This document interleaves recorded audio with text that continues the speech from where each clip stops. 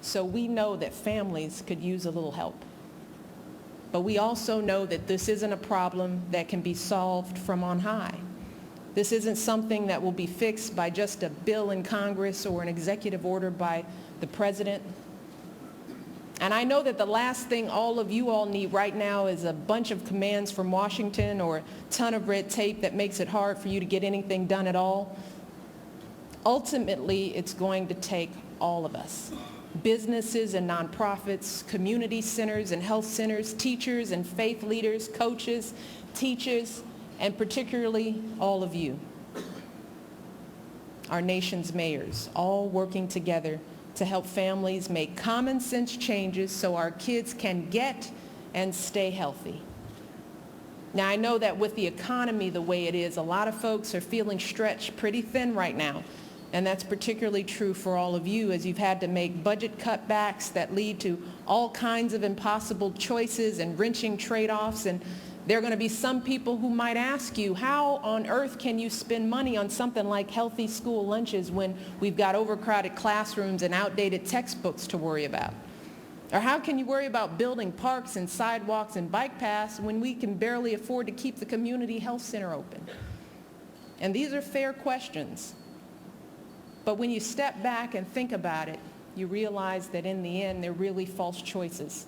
We've all heard from teachers and principals that if kids don't have the nutrition they need to stay alert and focused in class, even the best textbooks in the world aren't going to help them learn. And we've heard from doctors and public health officials that if kids don't have safe places to play right now, then a few years from now, that community health center will be even more crowded and even more of a strain on your budget. Ultimately, folks like you know that leadership is about having the foresight and the courage to make those sacrifices and investments in the short run that pay big dividends, often paying for themselves many times over in the long run. And that is precisely what happens when we undertake smart, strategic efforts to help our kids lead active, healthy lives right from the beginning.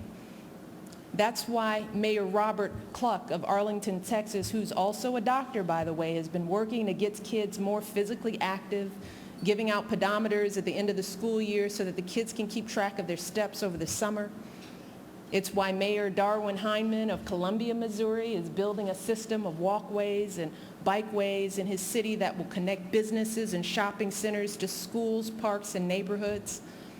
Mayor Elaine Walker of Bowling Green, Kentucky, has launched a website to encourage residents to exercise, helping them find parks and trail maps and information on upcoming bike rides and walks and runs. Mayor Ryback of Minneapolis brought in farmers markets to produce access to fresh produce in underserved areas. Mayor Curtatone of Somerville, Massachusetts, created a partnership with local restaurants as part of a citywide strategy to fight obesity, promoting restaurants that have agreed to offer low-fat menu options in smaller portions. And he and his staff view every decision they make, every project that they manage, as an opportunity to take action for the health of Somerville's citizens. And then there's Mayor Mick Cornett. He challenged the people of Oklahoma City to lose 1 million pounds and created a website, thiscityisgoingoniadiet.com, where people can learn how to lose weight and track their weight loss and share their personal stories and tips with others. And so far, I've heard that 40,000 people have signed up, and together they've lost more than 500,000 pounds. That's pretty amazing.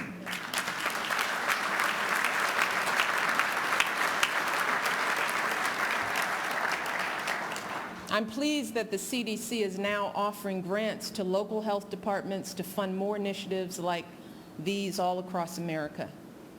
And we're going to be announcing the recipients of next month's grants, and I hope that many of you have applied.